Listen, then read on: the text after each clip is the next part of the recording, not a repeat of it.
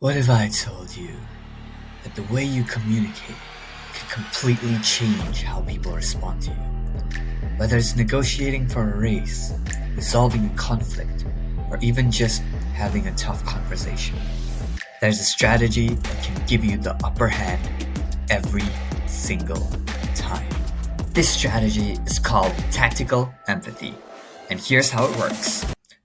First up, tactical empathy is all about stepping into the other person's shoes, seeing the situation from their point of view. For example, if you're negotiating with someone who's scared of a particular outcome, acknowledge it. For example, say something like, "It sounds like you're really worried about this."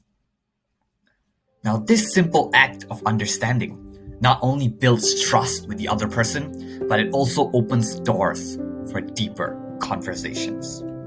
That brings us over to our second step, which is mirroring. This is one of the simple yet most effective techniques in negotiation. It's as easy as repeating just the last 2 or 3 words the other person has said, or highlighting key phrases they mentioned. For example, if someone says, "I'm really frustrated with this situation," you could say, "Frustrated with this situation?" It sounds basic, but combined with a little silence, it works like magic.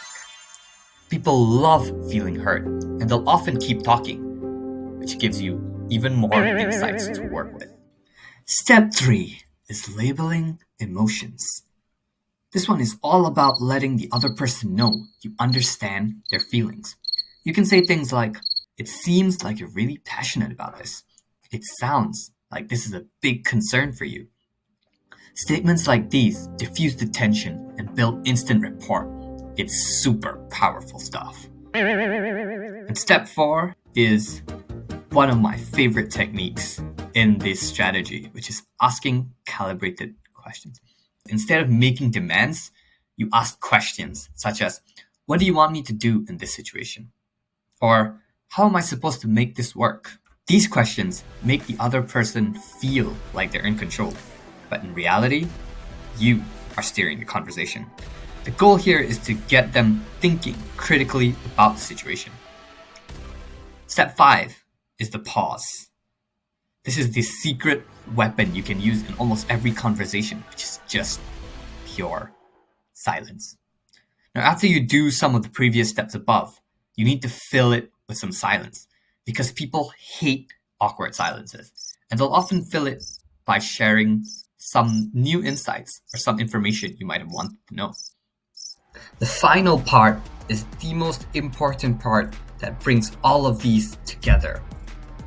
Part 6 is emotional regulation.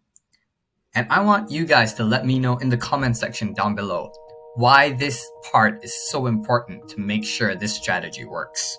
Now, all these tips are just some of the few incredible strategies that I've learned from this book.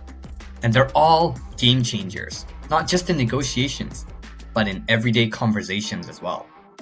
If you found these tips helpful, let me know in the comments.